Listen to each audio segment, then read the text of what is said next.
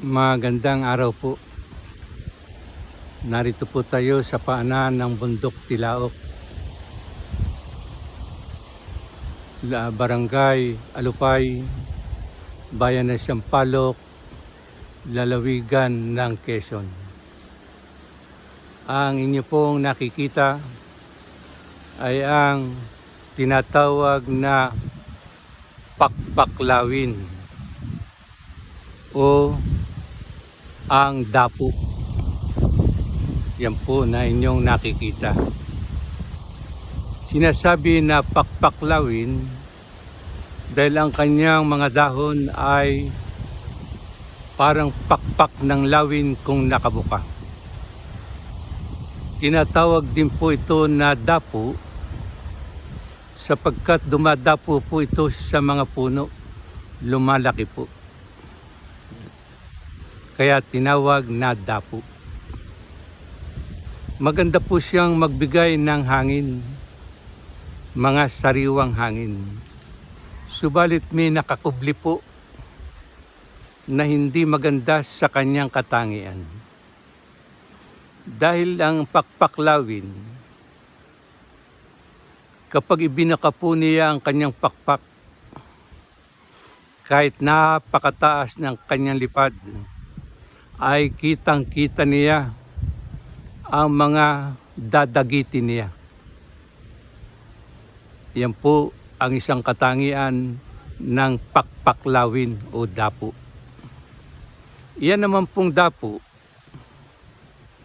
ang kahoy o sanga na kanyang dinadapuan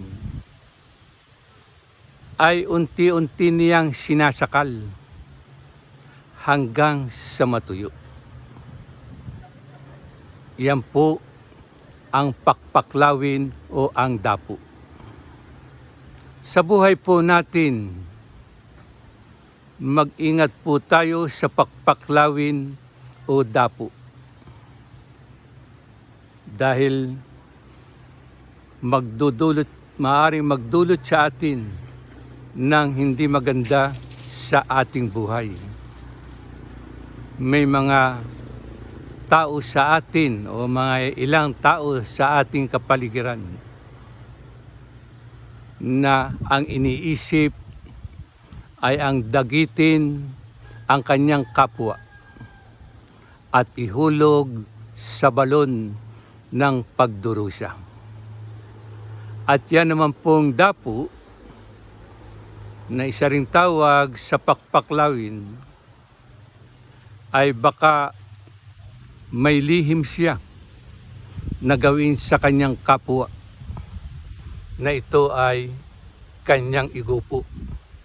Unti-unting pagsamantalahan hanggang sa maubos ang tanging lakas o yaman na taglay niya. Kaya po sa aking kapwa, mag-ingat po tayo sa pakpaklawin. Baka po tayo dagitin at sa dapo na unti-unti tayong pagsamantalahan. Igupo hanggang sa mawalan tayo ng ating taglay na sinasabing kabuhayan. Salamat po sa tanghaling ito. Pagpapala po sa lahat.